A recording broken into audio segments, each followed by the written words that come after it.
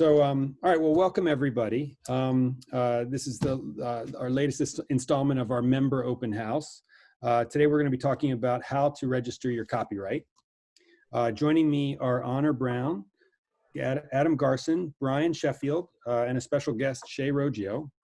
Honor is our senior photo editor. Before joining Wonderful Machine, she was a photo editor at The New Yorker, and before that, she was a studio manager for Max Viducal. She currently works with photographers on creative coaching, web edits, and portfolio edits. More recently, she has been brave enough to take on copyright registration too. Adam is an attorney in suburban Philadelphia, specializing in intellectual property, especially copyright, trademark, and computer and internet law. And he's an avid amateur photographer himself. Welcome, Adam. Thanks for joining us. Brian is our project manager. Before joining Wonderful Machine, Brian was a successful commercial photographer in Los Angeles, shooting music and lifestyle advertising. Brian currently oversees our photo editing, design, and marketing consulting projects. Shay Roggio was, I think, Wonderful Machine, what did we call it, Shay? Apprentice number 3, maybe, back in maybe 2004, 5, I don't know. Do you remember, Shay? Yeah, that's a long time ago. So way before, like at the very beginning of Wonderful Machine, when we were working out of my garage in Newtown Square, Shay was one of our first sort of interns / apprentices. So we're using Shay's copyright registration as an example to show how this process works. So today in today's program, Honor will walk us through step by step through the actual process of registering your copyright on the copyright.gov website. Adam will be on hand to answer questions, legal questions. We'll hold most questions till the end, but please feel free to type questions into the chat as we go along while you're thinking of them, and Brian will keep an eye on that and jump in with questions if he feels the need. Otherwise, we'll tackle them when we finish the main part of the presentation. But first, I thought I'd go through a couple of definitions that will help everybody understand what we're talking about here. So first, what is copyright? So the moment a photographer takes a photo, he or she owns the copyright to that photograph. So it doesn't require you to register the copyright to simply own the copyright. And so copyright means that you have the right to reproduce and distribute that photo. Your clients can only use your photos in accordance to the license that you convey to them. When someone uses your photo without permission, or when a client uses your photo beyond the terms of the licensing agreement, that's copyright infringement. Sometimes photographers refer to the idea of copyrighting their photos. That's not really the right way to say it, since you already own the copyright, but you do have to register the copyright to your photographs in order, with the Library of Congress, in order to get the full protection of the law. So what kind of protection does that get you? Well, by registering your copyright in a timely fashion, you will be eligible for statutory damages of up to $150,000 plus attorney's fees per infringement. Without a timely registration, you will only be able to recover your actual damages, which are usually not enough to get an attorney involved in the case.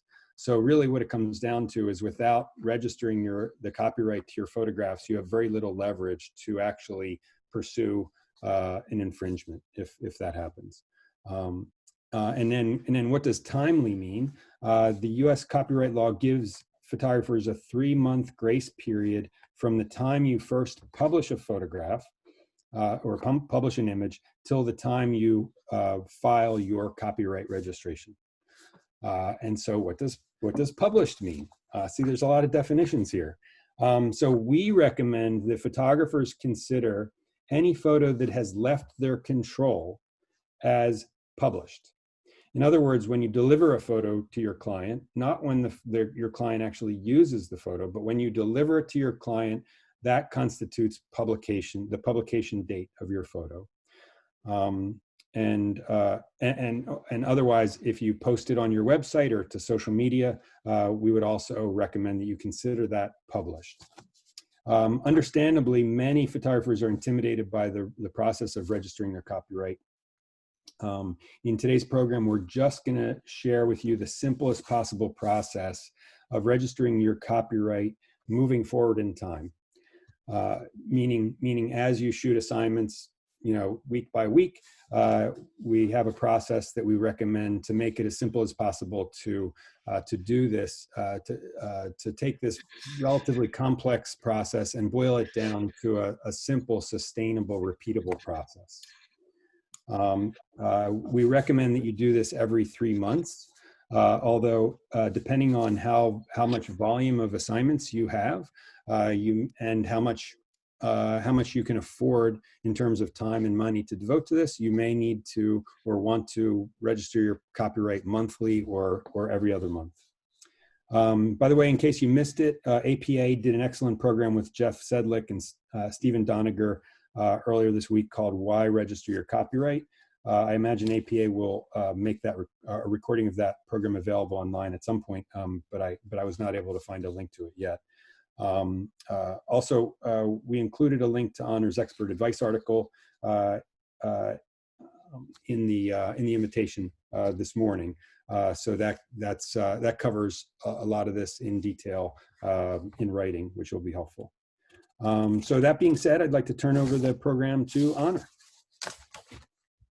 Thank you. Thanks, Bill. Thanks, everybody, for tuning in. I'm going to do my best to kind of keep this as simple as possible and just sort of walk you through the process, how to, register your copyright for published works is what we're going to talk about today primarily. As Bill said, we're really just trying to recommend best practices, how to protect yourself, moving forward. You have a 3-month grace period from date of first publication. So, if you're keeping track of all the images that you are sharing either with clients or on social media or your website every month, and, register quarterly all those published images, you should have continuity of protection. So it's just a really important process. I'm going to share my screen in one moment, but did just want to say what I'm about to be showing you is not on the live website portal just yet. I've got screenshots of the copyright I did for Shay that will just make it easier for me to kind of very quickly orient you to the site, and then afterwards we can dive into the live portal or use that as a reference for questions. All right, so one moment here. Oh, I need a host enabling screen share. Brian or Bill, I think I need a host enabled screen share. Brian, you're muted. Just did it, Honor. You should be. Oh, thank you. Thanks so much. Alrighty. All right, everyone see my screen here? So we are talking about the Electronic Copyright Office portal. This is commonly referred to with this ECHO or ECO. I have already created an account for Wonderful Machine, so I've just been able to plug that in. The first thing you're going to want to do is get familiar with the site, watch a few tutorials, and go ahead and create an account for yourself. What you will be doing with photographs is registering a group of photographs. You can register up to 750 images per registration. That's for either published or unpublished, but that is the limit. You cannot exceed that limit, or you have to break up your images over multiple registrations. So under other registration options, you will want to select register a group of photographs. Then you'll just be walked through, what's the eligible criteria. It's important that all the images that you're registering on one registration have the same author, and that they are, again, we're going to be selecting published or unpublished. which is right here, a little drop-down menu. You're agreeing to the terms, and then you'll hit continue. Sorry, this is what I was going to get into. So for published photographs, which is what we're going to be talking about today, all of the photographs need to be created by the same author and owned by the same copyright claimant. We'll get into specifically what author and claimant mean in a moment, and they were published in the same calendar year. So for unpublished images, you can aggregate images shot over multiple years, but for published images, all of the images need to be grouped together by year. That's really important. And now we're in. We have just started a registration, and you'll see up here at the top, it's generated a case number.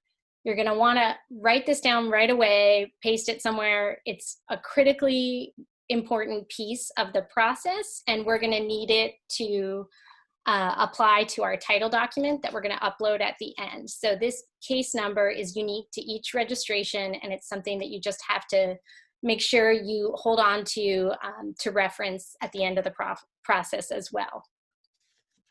So over here on the upper left, you're gonna see these are the various sort of stages of the application that we're gonna walk through. And each time we complete one of the stages of the process, we'll get a little check mark. So all we've done so far is selected whether we were doing published or unpublished. That's what type of group registration. Now we're in titles, so we'll select new, and you'll get this drop-down menu. You're gonna title your photographs, your group registration. This is the title for this group of photographs. I'm gonna move on to show you it populated with what we did for Shay. Since we're recommending a quarterly workflow, that's what this Q1 at the end means here.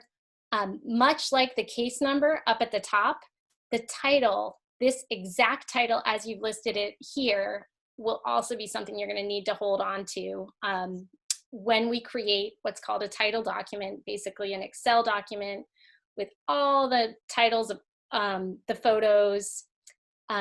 At the end of the process, that gets uploaded with the images, but that document needs to be named with the title of the group as well as the case number. So these are two pieces, like just really important pieces of information that you need to hold on to. You'll see here, it's the number of photos in a group. Again, for either published or unpublished, it's a max of 750 images.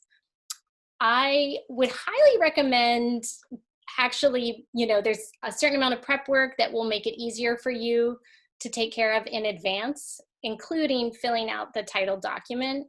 That is an Excel document that you'll populate with the file names, and that is how you can very easily, even if it's, 727 pictures, you'll know that right away. So you need to know going into your registration how many images you are about to register in this one group registration, as well as year of completion, publication, etc. And that is the title. We're still in title here, and now this is our title that we've created, and all the information that we've just put in. And then we get that very satisfying little check mark. So now we've moved on to author. Now this is a really important piece of the whole process, because you'll see here you have two options: on the left, individual, and on the right, organization. And it's an either or situation. You as a photographer need to decide whether to register as an individual, which is what we would recommend for sole proprietors, or as an organization. So if you are a photographer with a corporation and you are an employee of your corporation, you would want to register as an organization. And down here it says, is this author's contribution a work made for hire? You would say yes. So basically two options: sole proprietors, individual, or if you are incorporated and an employee of your corporation, over here under organization, with selecting that it's a work for hire. There's a lot we could sort of talk about here. If anybody has questions, feel free to throw them into the chat. That's something we could maybe circle back to at the end. Next up is claimant. So you may be asking yourself, well, what's the difference between the author and the claimant? Aren't they the same things? Most of the time, the way any photographer would be registering their work, most of the time the author is the claimant, unless there's been a transfer of copyright, which there be an actual transfer statement. There's a Dropbox here, you know, for uploading that document. For photographers, if you've registered as an individual and you are a sole proprietor, and that's what you've put in the author, that's what you're going to put in the claimant. If you are incorporated and an employee of your corporation, and that's what you've put in the author, you would put that in the claimant.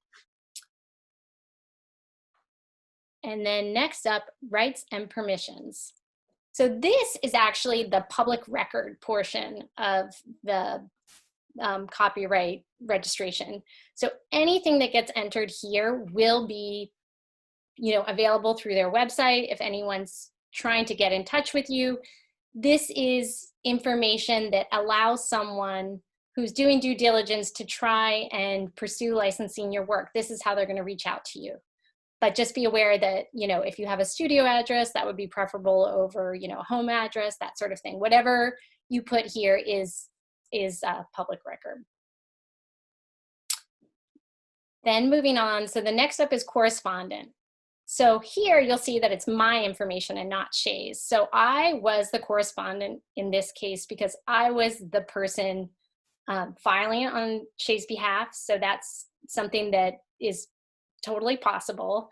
And I put myself as the correspondent, meaning if there were any questions, if something, you know, wasn't quite clear to the Copyright Office, if something didn't upload properly, you know, if they had any questions or concerns, this is where they're going to look to reach out. So this is just really important that, you know, whoever's information is put here is able to answer those questions and follow up. And then mail certificate. So this is where the physical record will be sent by mail. And this is something that does not happen right away, as Shay can attest. This is something that's going to take some time. You know, pre-COVID, I think that they have some information on their website saying 2 to 5 months, 3 months maybe being the average. They were physically closed for a while with COVID, so I know there's a bit of a backlog. So just be aware that, you know, it's going to take some time to get the physical record in hand. And afterwards, I can show you where, you know, you can look on their website to search, you know, the status of things, see whether your case is closed or open. And they're very helpful. If you have questions, you want to get somebody on the phone, you may have to wait 20 minutes, 30 minutes, but the website is not always easy to navigate. And if you can get somebody on the phone, they're quite helpful. Special handling for most people, most of the time, is something you do not need to worry about. This is quite expensive. I think it might be upwards of $800 and would probably only be necessary if you had pending litigation. And you would be very much aware and probably talking to an attorney about, you know, needing special handling. So for most people, this is something, you know, unless you have had an infringement and you're really willing to pay a big sum of money to fast track everything, you can just ignore the special handling. Certification is certifying, you know, this is government document and all that. Again, since I was doing this on Shay's behalf, you'll see it's my name certifying here.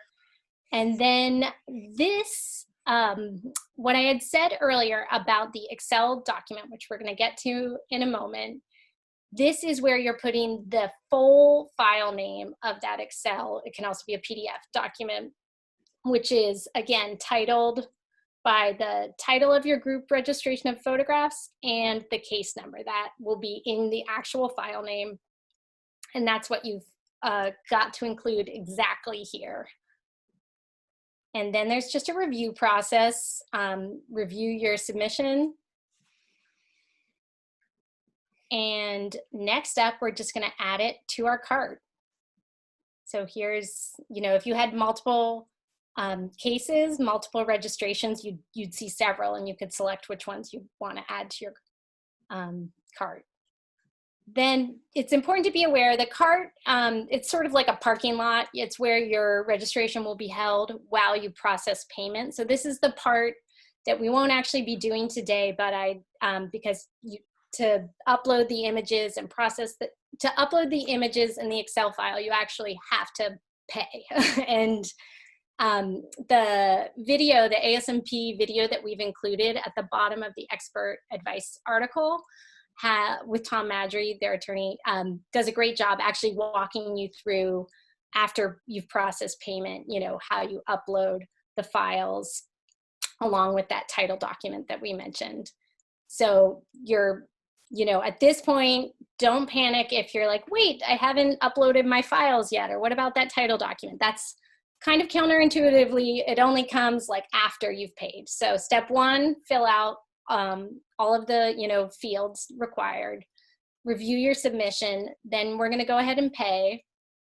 You'll get spat out to the US Treasury, and then that's all. I'm gonna now try and turn over, excuse me for one sec, to the title document, which I mentioned several times, but want to make sure I have a chance to share with you guys. Just give me 1 second here.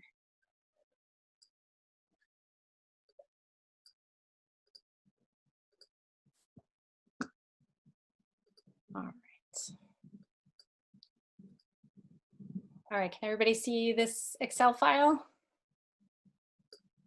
Yeah? Okay. So this is the title document that I kept mentioning. So this is something that you can download as a template from the website, and I can show you guys where to get it.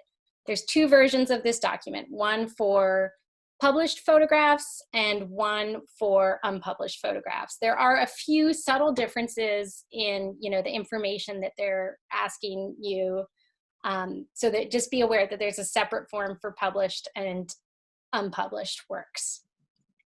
This is where you're going to absolutely need that registration case number, the case number that I said please copy down. That's really important. You can input your case number here. It is required, and it's also required as part of the name to this file. So this file is named with the title that I'd input in my registration for the group, title of the group, as well as the case number. And then you're going to just populate it with your images. This is how I knew there were 51 images, and titles of your images, month and year of publication. Again, just a really important piece of the process that you will be uploading at the end with the images. And I'm going to show one more thing.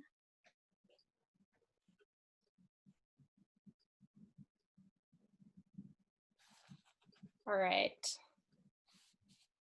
And so this is the forms section of the site, where down here, group registration of photographs, this is where you can find that document, the published photographs title template. And just quickly wanted to show you guys. So again, what you're not seeing today, you can, in the ASMP video, watch the actual uploading of files after payment, and you will just be aware that there's a 500 meg limit for that upload. You can zip everything together, and in fact, that's definitely the easiest way to do it. So to have all your images as well as your Excel file in a folder and zip it up to upload, and make sure you don't exceed that 500 megs. So just to quickly show you, we can dive into this a little deeper with questions, but this is, now I'm on the live website. I'm already logged in. This is where we had said to start. We go to other registrations, register a group of photographs.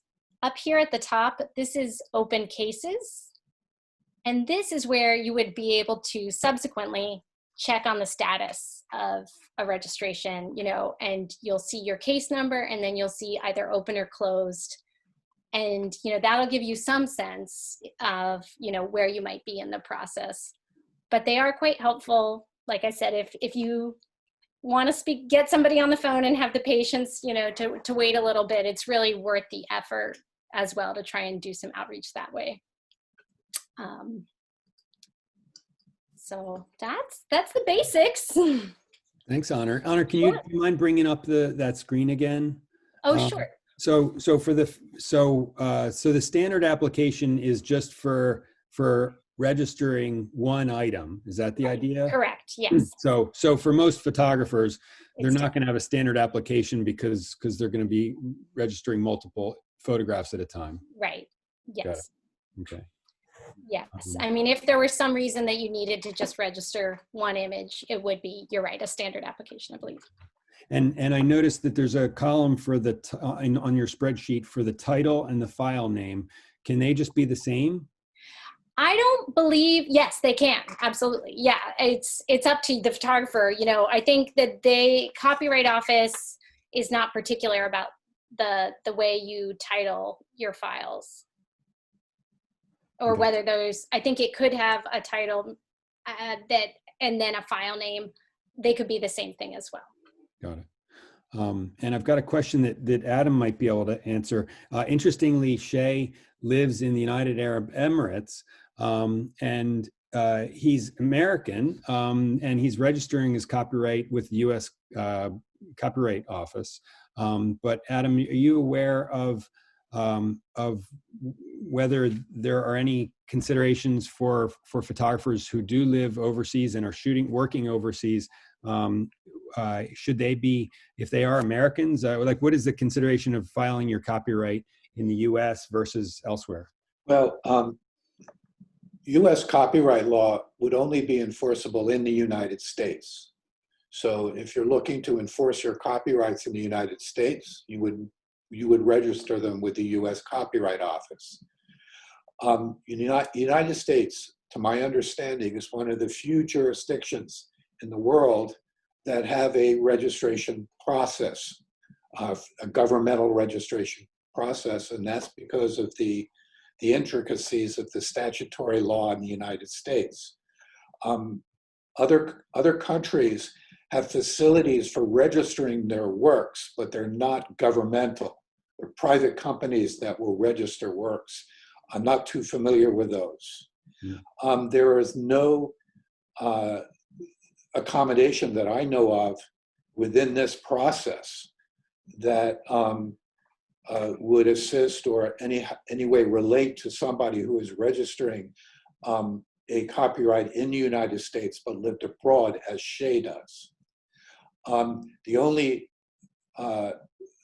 thing in the application process that I noticed that might relate to that is that the author has to put where their country is. Mm-hmm. Okay.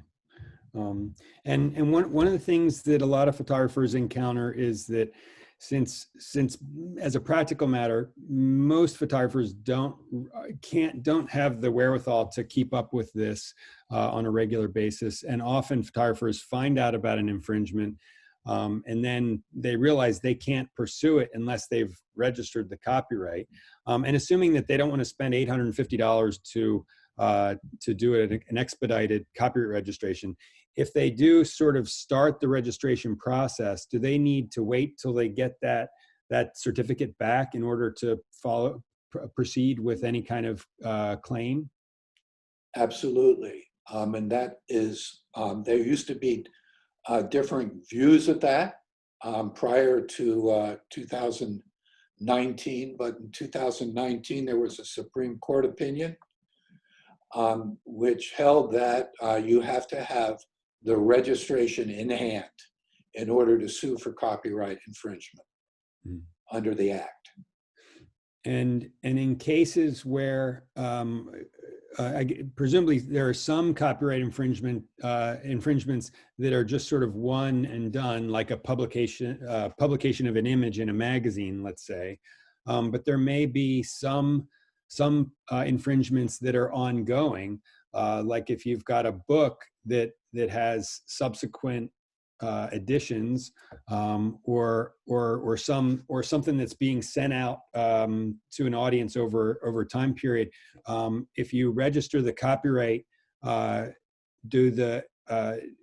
is the process that you would sort of put the other party on notice, and then they would, if they simply stopped using the picture, then that's basically it. And if they continue using the picture after you've registered the copyright, then does that then constitute effectively like a new infringement?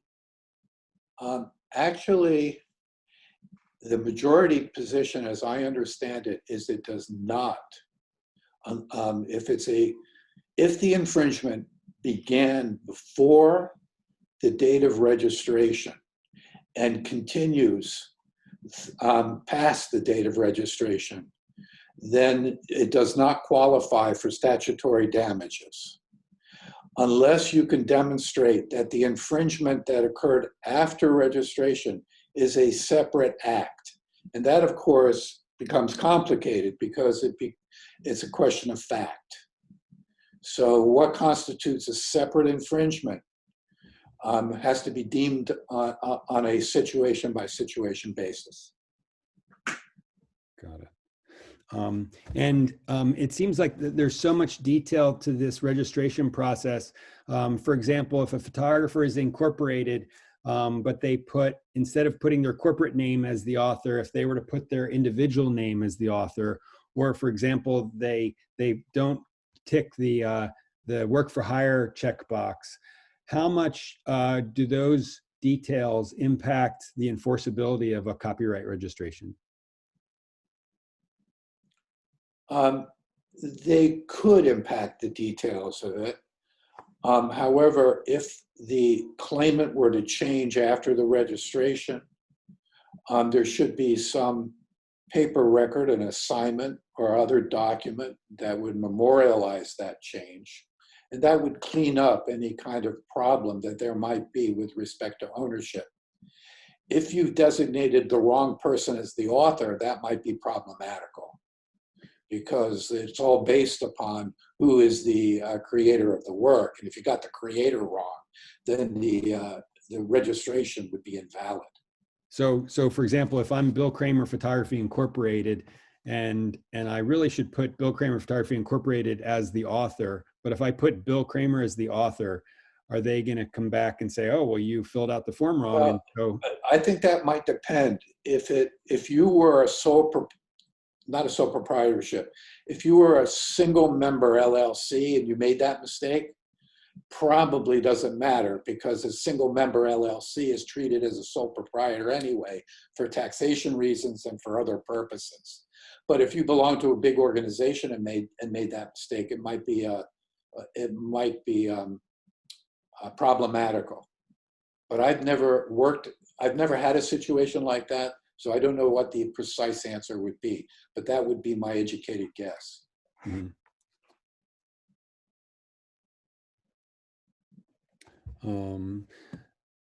Does anybody else have any questions?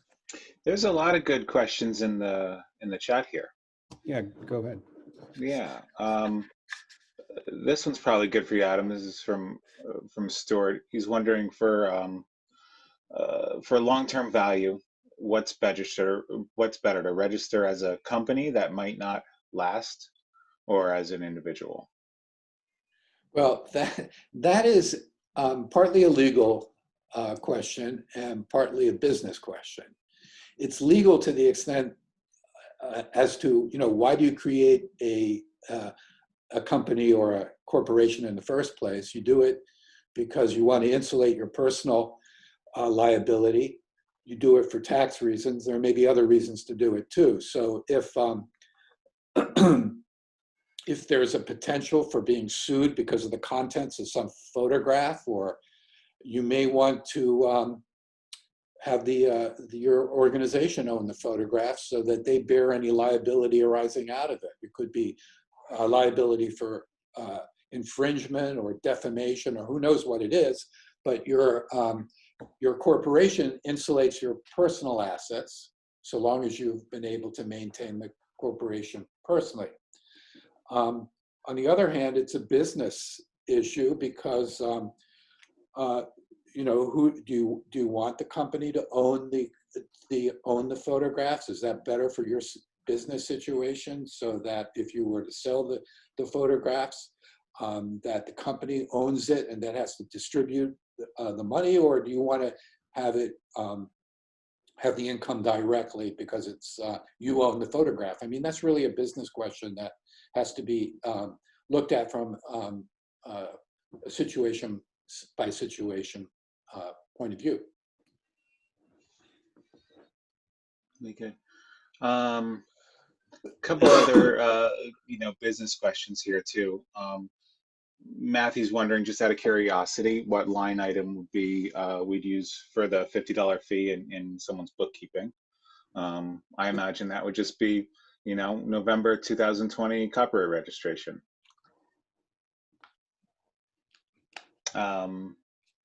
Laura's asking, Laura and Stephen both have questions about registering bulk images. Laura's wondering if it's worth registering a large archive of old photos, so a set of 3 years of images that do like to get stolen, I assume Laura's talking about. And Laura's wondering if she registers them now, can she pursue future infringements for damages? Good. So how did we, you know, we talked about doing a future presentation on registering old photos, but we can maybe dive into that now, just on how that would work from on that standpoint. Well, I'll take a stab at answering that. You have 3 months, if they're published images, in which to register them so that you so that they qualify for statutory damages under the Copyright Act. Unpublished photos don't get that 3 months, so you have to register them immediately in order to obtain statutory damages for infringement. So if you're registering old photographs, the best you can do is to pursue for actual damages, which may be difficult to obtain if you don't have a licensing history, and if they're old, why haven't you made any money off of them since then? Or maybe you have, in which case that would relate to the amount of damages, but you would be closed or foreclosed from seeking statutory damages. Now, there's another aspect of damages that are available to photographers, even if you don't have statutory damages, and that's injunctive relief, so that you could actually ask a court to order the infringer to stop infringing. That has value, even if you can't obtain actual damages. So that's my best answer to that question. So Laura, if you can hear us too, I hope that answered your question. But also, as I know it too, there's the statutory damages, and then there's also a you know, you could definitely contact whoever your infringer is, Laura, and get some money out of them as well. Even if, you know, you'd have to prove that those images were yours. Laura, are these photos being stolen from your website, and how are they being used? Can you explain a little more? Hi. Yeah, so I have a set of photos that like went viral on the internet like a long time ago.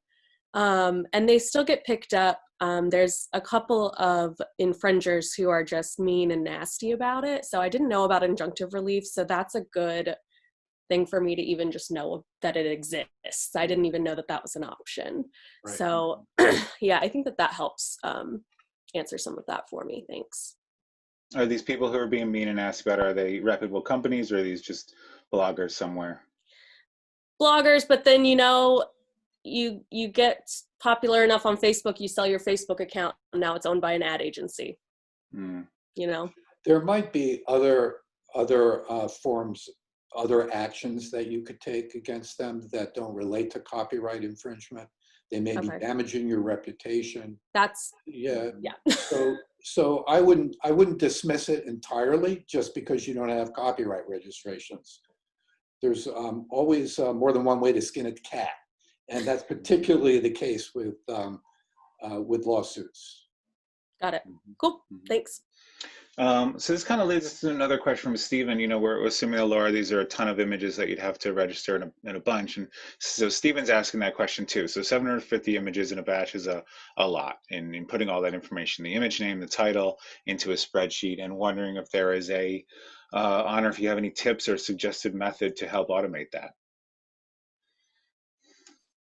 It's not as bad as it looks, I'll say that much. And particularly if this is something you commit to, doing on a regular basis, I think it's a little bit, clunky the first go round, but once you have a template, once you've, saved all your information in your login to the copyright portal, it can, and, you'll probably even develop in Lightroom, the same way most photographers probably have a system for outputting files to clients. You could have a preset in Lightroom, that helps you keep track of, all the images each month that you're, have put out into the world, and, output them out of Lightroom, tagging them in a particular way.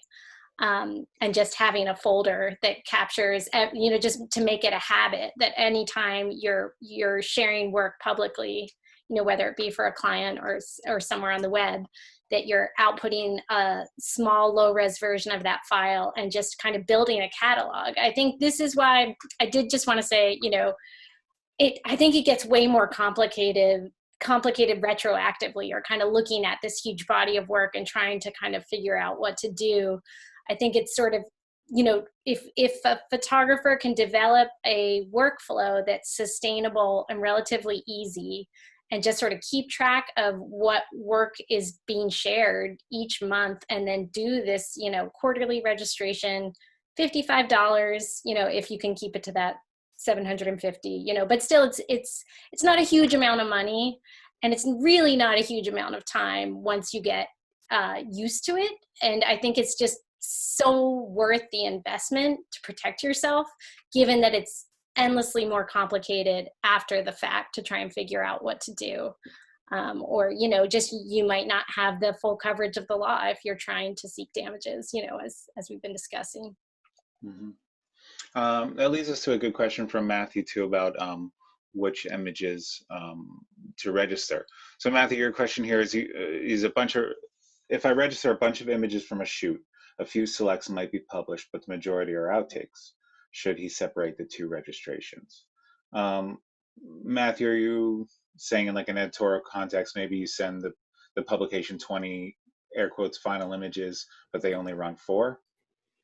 Yeah, that can be the case. And there's my understanding is published even includes things that are going to social media. So for example, if I say it's not even for a client, say it's a shoot for myself where I'm photographing a tree, and I put one image of the tree on Instagram, but I still have 30 other variations that have artistic merit. I just, for whatever reason, didn't publish them, or didn't share them to social media. When I then go to register, do I need to register that one is published and then everything else is unpublished? Yes, you do. Okay. So what we understand in the simplest ways is that you only really need to register anything that leaves your computer, leaves your office, because no one's gonna, or no one's not going to, but it's rare that someone's gonna break into your house and steal your computer and then publish your work. Well, you have a expectation of privacy at that point. Yes. So yes, to the images that leave your computer, whether that's social media or on a hard drive to a client or FTP to a client, even if they're not published as we know it on, by the client, they have left your control. And yes, you should register those as one of the things, and I mentioned this down a little bit later, is at the APA talk, he suggested, and this would be more if you're doing like a big ad shoot, for example, that you actually register all the images before you even send them to the client, and you register them all as unpublished. That way you're getting ahead of the whole issue, and you're also getting the images registered as quickly as possible if there is a problem down the line. is that obviously there's, that wouldn't be, if you're an editorial photographer and you're doing 4 shoots a week, that's not really a practical solution. But is there any downside after the fact legally to doing that? Say if you're shooting advertising shoots, once every other week or something like that. Does that make sense? Downside to to registering as published versus unpublished. No, I don't see any downside. Okay. So is there, what are the practical differences? What's the actual difference in terms of the enforceability or in terms of the process, whether the pictures are published or unpublished? I think in the end, there's none. I do some things for the Copyright Alliance through APA on Capitol. I live in DC, it's in Capitol Hill, and right. That question is being put out there quite often to the copyright offices. What's the point? But at this point, like it's a distinction from another age. Makes sense. Yeah. Mm-hmm. I can imagine though, practically, having the task of needing to register an entire shoot before you deliver it to the client would be quite cumbersome as well. And then having to say, oh, hey, sorry, client, you won't get it till tomorrow. I'm just busy registering the copyright for all these in case you try to use them outside of our agreement. Well, I mean, I could see, and this is, going to nuance, but you mentioned workflow. If you're shooting an ad, there's really only your 2 or 3 stars are ever really going to be shown to the client anyway. So if it's in maybe 50 images or whatever that you're actually presenting to the client, and as someone mentioned, if there was Stephen mentioned, if there's a way to automate the process specific with the titles, if you don't give an image a title, if you don't need to, if the title is just a file name, if there was a way to automate it so the image, you could populate that template, that Excel spreadsheet with the title and the thumbnail image or the smaller low-res image, that it wouldn't really, I imagine it can be done relatively quickly. Yeah, so Honor, I think we experimented with this. I mean, if your process is to simply, every time you do a shoot, dump those JPEGs into a folder, if every 3 months, let's say you have 600 pictures in that folder, you can just select all and copy the names, and I think you will be able to just dump it into an Excel file. Did we do that? Yep, that's correct. Yeah, if you're keeping track of what you're sharing and keeping that, because keeping that in those low res JPEGs somewhere, in a folder, and you just make that a habit, before, if you want to do it as unpublished, again, it would be any work that you think you might be sharing with the client or that might be leaving, sharing publicly, you'd want to treat those images, just to be, to whatever images you might at any point share, you'd want to have low-res JPEGs in a folder, I know some people who in their post-production, their digital media, whatever you want to call it, that sort of bucket, actually have a comma registration, and they basically add $50 to the charge of, to the fee. It's in front of the client, but it's kind of buried in the, the archiving, editing, all that, color correction. But basically, that's sort of how they justify it, is it's the client's paying for it. Nice. We have another question about fine art prints, Adam, that you can maybe help with. Rusty's asking, would images being sold as fine art prints be considered published or unpublished? And they've been sold? Yeah, I guess that's the question, Rusty. So these prints have been sold to collectors, or is this? Can you explain more on this, Rusty?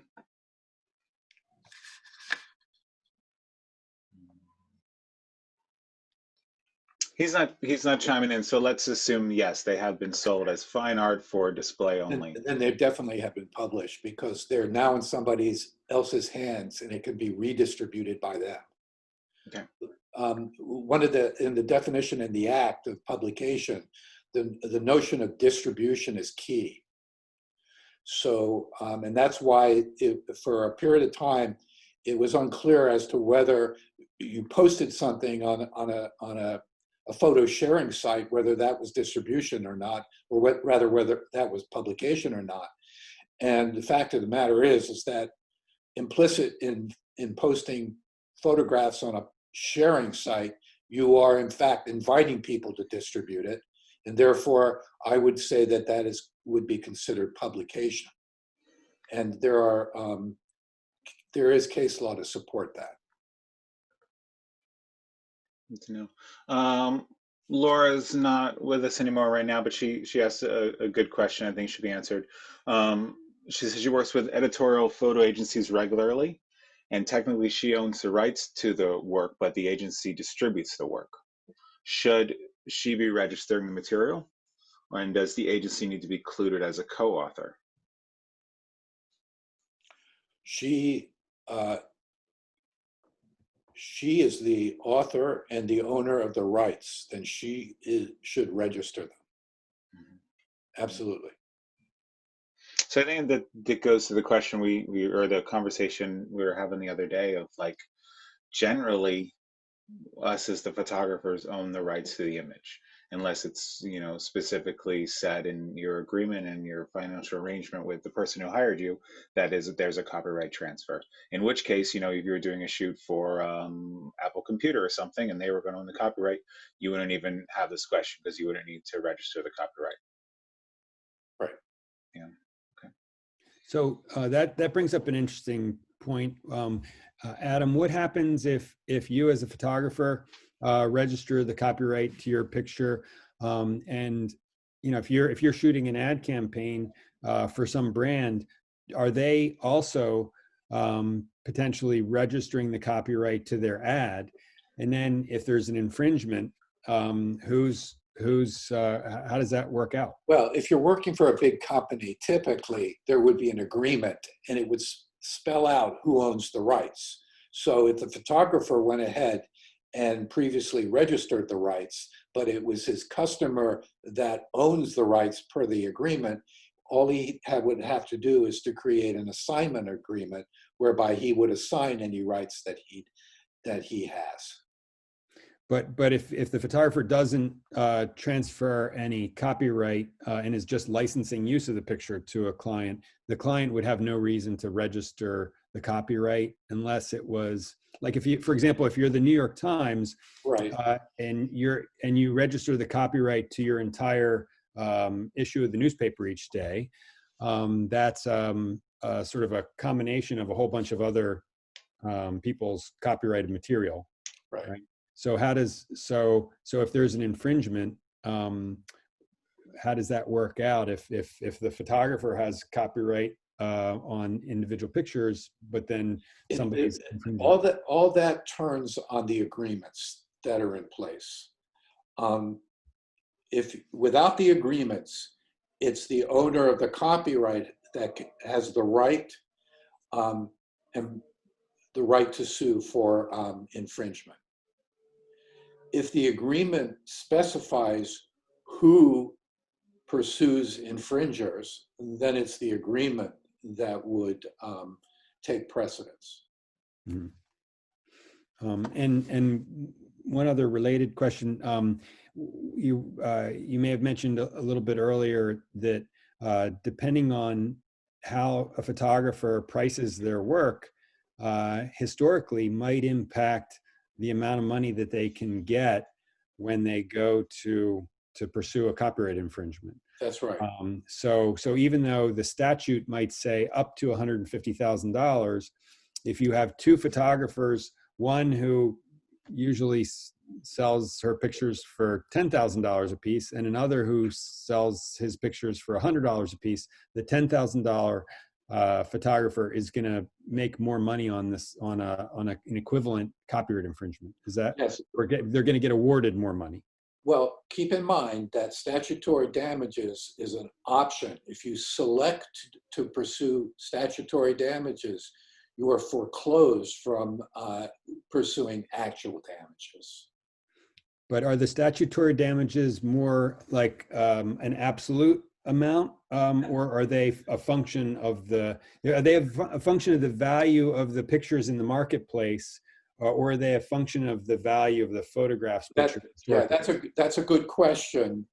Statutory damages are ranges of damages up to a certain amount for innocent or accidental infringement, and a certain range for willful infringement. The exact amount is really up to the discretion of the court, and the court will take into consideration the value of the images, what they're previously been sold at. They may look at a multiplier too, because there is also a punitive aspect of statutory damages when it comes to willful infringement. So there is a whole host of values that the court could take into consideration in determining what the ultimate damages are. For innocent infringement, you're probably not going to walk away with a lot of money because it is innocent to begin with, and at least in my experience, the judges are less willing to grant large amounts in those kinds of situations. Does anybody have any success stories that they can share with having a successful copyright claim, either as a settlement or as a going to trial? Stuart, you probably have something, if he's still there. Matthew, how about you? Not me personally, but I've heard plenty of stories. That, yeah, some photographers are, through some of the companies now that are tracking, copyright violations, they're making more from pursuing these cases than they ever did, and legally, not copyright trolls, than they ever did from licensing the images. Mm-hmm. I have a friend who's a commercial photographer who once called me on his way to the bank with a 6-figure check, or so he claims. He had a situation where he had shot some pictures, and I can't, and he's under non-disclosure, so I have to be very vague here, but I hope I can get the point across without getting him in trouble. He had a situation where a movie company basically replicated his photograph for a movie poster without his permission, and the movie was debuting in theaters, and they basically couldn't pull the poster. It was cheaper to pay him 6 figures than to pull the poster in the middle of the release of the film. And so he had registered the copyright to those photographs, and so he was able to successfully get a settlement from them. And what's also interesting about this is it was a case where they didn't actually use his photo; they reenacted his photo. So, Adam, do you have any thoughts about that? What we think about copyright infringement is when somebody reuses an actual photograph. That's a little different than sort of taking a piece of art and replicating it. There's been a number of famous cases. There was a Jeff Koons case, I think, where Jeff Koons took a snapshot and made a sculpture out of it. And he was sued for copyright infringement. I think he lost that case, I believe. Right, but and he's been involved in other cases where he's won them. So, I mean, it all boils down to whether the secondary use is a derivative work, which is a work that only the copyright owner can make, or whether it's fair use. And fair use is one of the murkier areas of copyright laws. It's pretty unpredictable. But there is a notion that if you take another person's photograph and you transform it so that it has a new message or meaning, that could be fair use and therefore permissible and not infringement. The question of whether an image is transformative is really dependent upon two factors. One is how distant in terms of the way the image appears from the original. And the other, I'm sorry to say, is dependent upon how famous the so-called accused infringer is. If you look at some of the case law, and one of my law partners has actually written on this issue, it appears that the more famous you are, the easier it is to get away with transforming art. You mean like if you're Andy Warhol? Yeah, exactly. Yeah. Or Richard Prince. Yeah. Richard Prince does that. He makes a living of taking other people's works and creating new works from them. Mm-hmm. And almost in defiance of the copyright. Yeah, well, that's right. I mean, it's part of his art is sort of defying that notion of copyright. That's exactly right. And it's kind of like a transformation has become a get out of jail free card for him. Mm-hmm. Yeah. Very good. I see Stuart is back. Stuart, do you have anything for us with all your experience? Do you have any good copyright infringement stories? Well, I'm interested in the Richard Prince thing. So basically, he's getting away with it, and it's just like, say rappers appropriating music, and it used to be you'd have to pay in advance for music rights, and now they're just stealing them first, and then if people come after you, they're paying after the fact. Yeah. Right? Which I guess is what Richard Prince is doing as well. Yeah. So does he just have attorneys basically on retainer to fight this stuff? Basically. I mean, if you look at the cases and you look at who the law firms are, they're all, well-established big law firms. I mean, he can afford to do that. But, if you went out and took a picture of someone's picture and then transformed it, you should be so lucky as to get away with that. Yeah, you need, you got to lawyer up. Okay. No, actually, Bill, knock wood, I've gotten by relatively unscathed through this career so far on the copyright things. So. And so, Stuart, because you have a stock photo agency, how do you handle when you've got massive numbers of pictures, probably most of which have not been registered? How do you approach that as a stock picture agency? How do you approach the idea of attempting to, do you make any attempt at registering the copyright, and how do you go about pursuing infringements? Okay, well, first of all, for those of you guys here that don't know me, I didn't start, I'm a production guy, and I ended up with a stock agency. So it's all kind of new to me. So I got thrown into it, actually having to defend a case against Michael Greco, who's kind of a troll in terms of copyright trolls.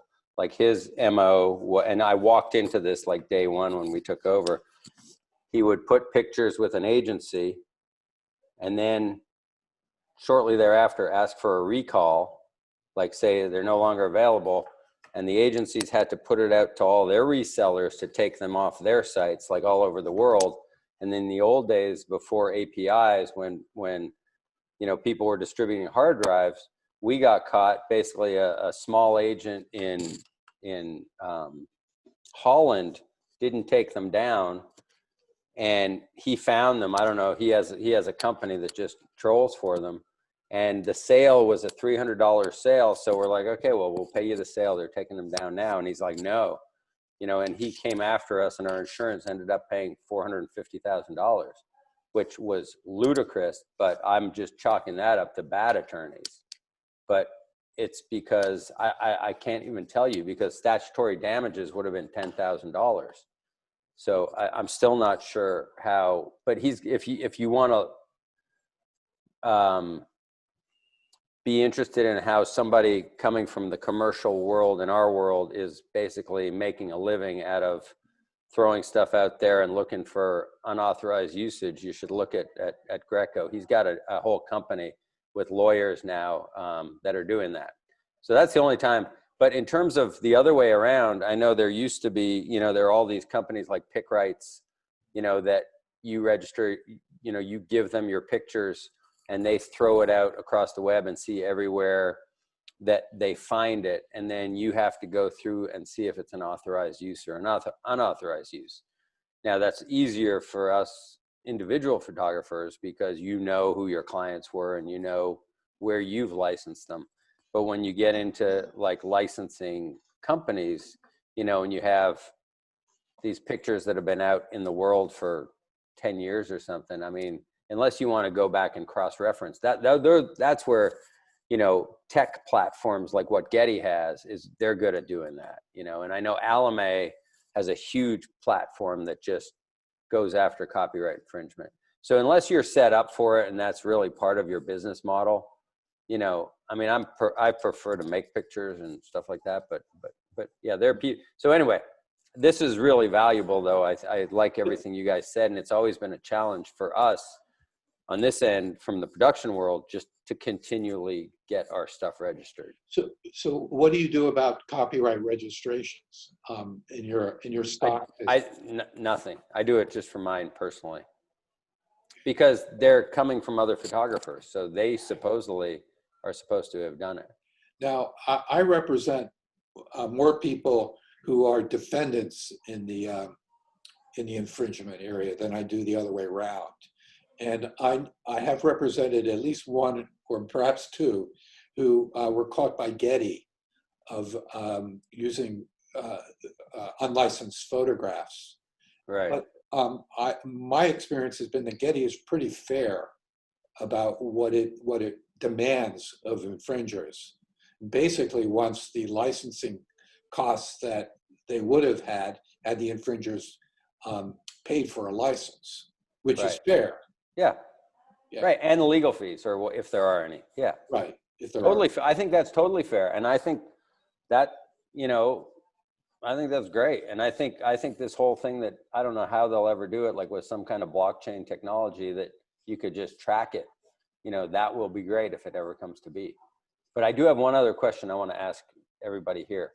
Have any of you guys or people on the call ever had a situation, say if you're a commercial photographer, the art director that you worked with took one of the pictures and started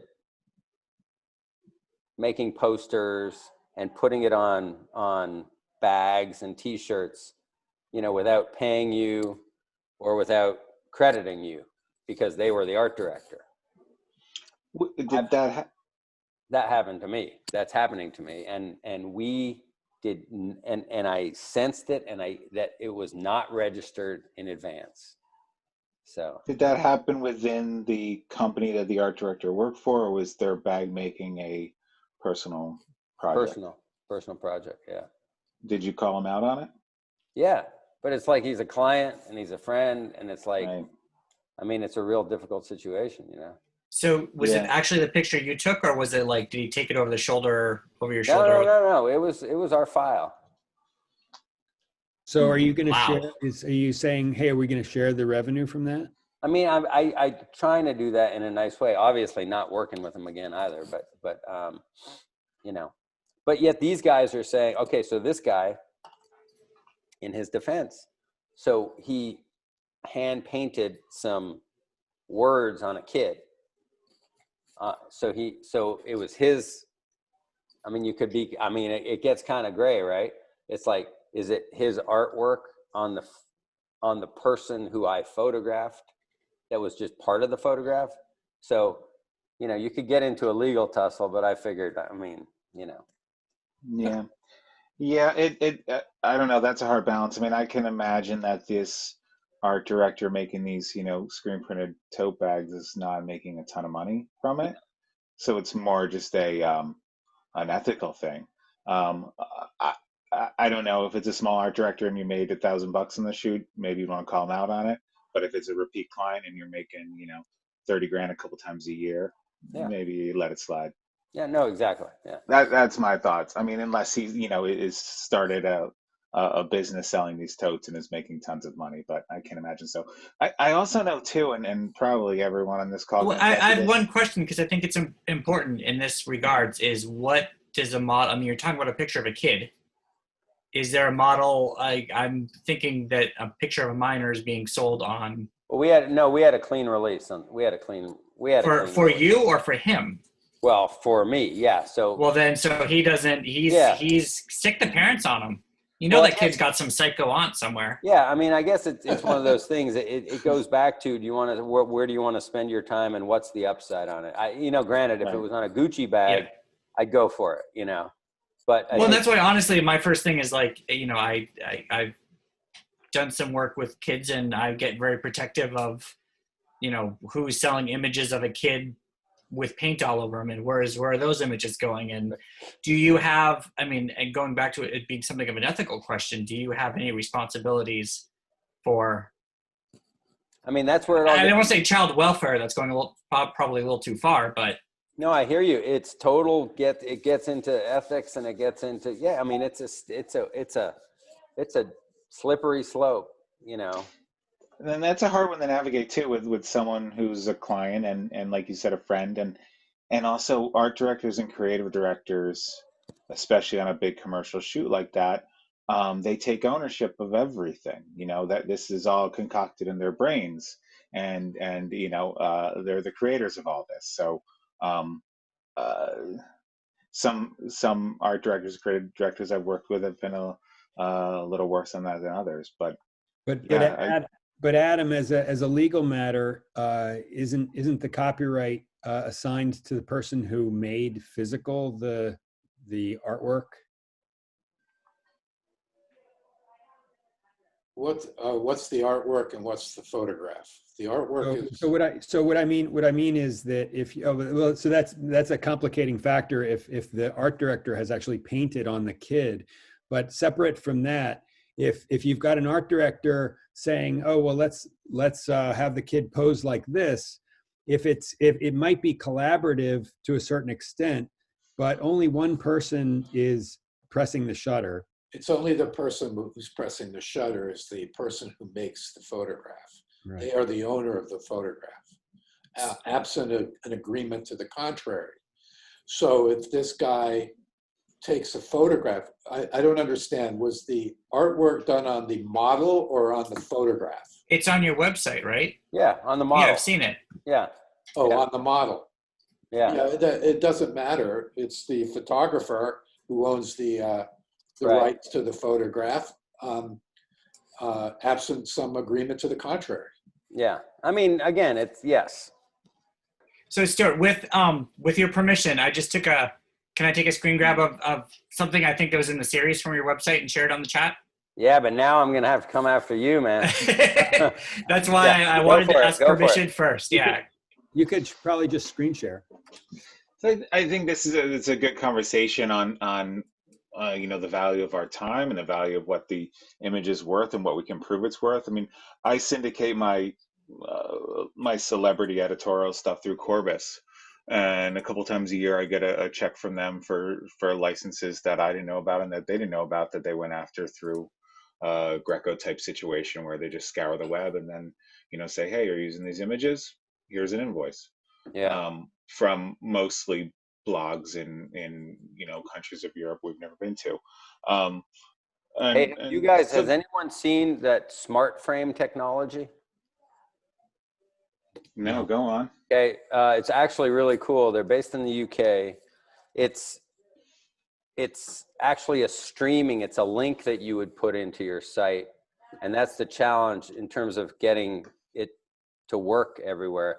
But it's a link versus, say, a JPEG, and it'll go huge, but you can't take a screen grab of it. You can't take a picture of it because a line will come up in it. You could put it on a blog, but you would know, and you could get some revenue sharing off of it. It's kind of interesting technology. I mean, it was a startup, and actually they're growing. And if you know the photographer in the UK, David Yarrow, you know, the fine art guy, he's using it on his site, and I think he invested in them. And I hope I didn't miss that investment, but look them up. But again, it's about the web servers. Can they take a link versus a file to show?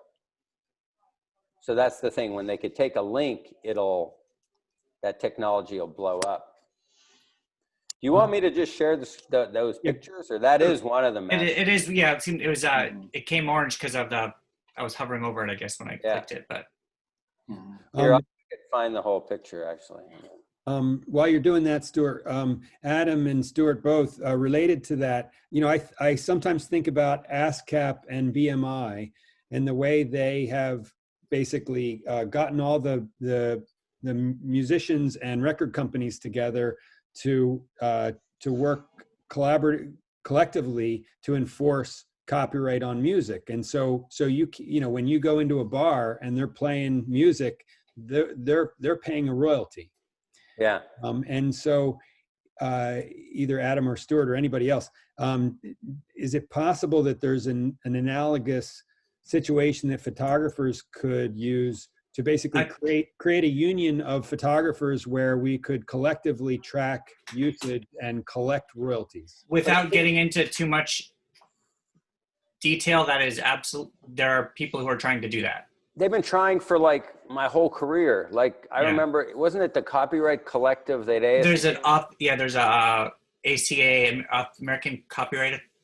Yeah, I'm a member of a couple groups that are trying. I think it would be great, but it's like that's where I was talking about some kind of blockchain-y thing, because how do you know, I don't know how they do it with music, but like think of this, if you put an unauthorized song on a video and post it on YouTube, like you got to be impressed, because within 30 minutes you get a takedown notice.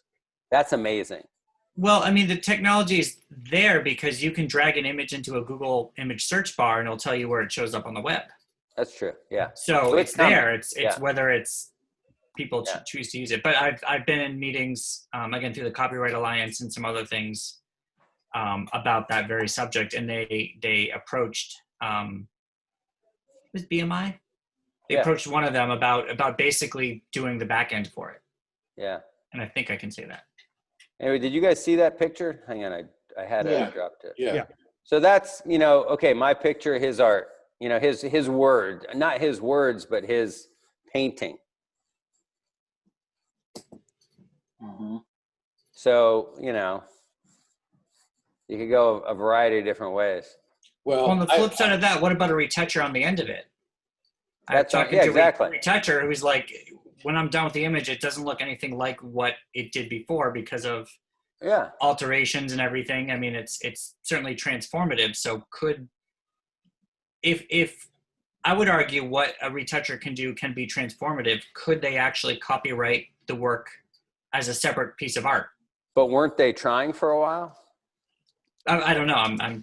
No, I think like as a separate piece of art. What are you referring to? Just the words? Oh no, I'm talking about a different subject where an example I saw where the retoucher did so much work to the image that it was not unrecognizable from the original, but certainly very, very different. Right, that would be a fair use argument. Well, we'll think of this. Look at somebody like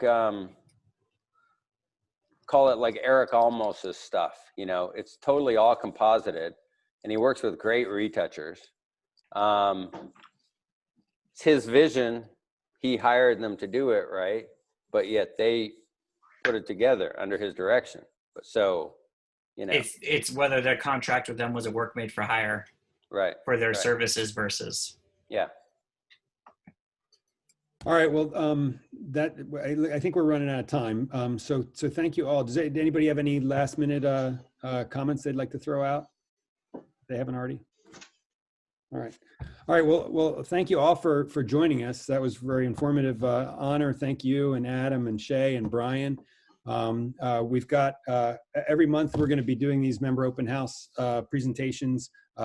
Next month, we're hoping to do a program with our executive producer, Craig Oppenheimer, on COVID safety. And if you have other suggestions for topics, please email me or Brian, and we'll do our best to bring those to you. And as always, I can stick around for a few minutes if anybody has any other anything else you want to discuss with me about Wonderful Machine in general or anything. All right. So thanks again for joining us, and we'll see you next month. Thank you so much, guys. Thanks, everyone. Have a great Thanksgiving. Oh, I'm staying.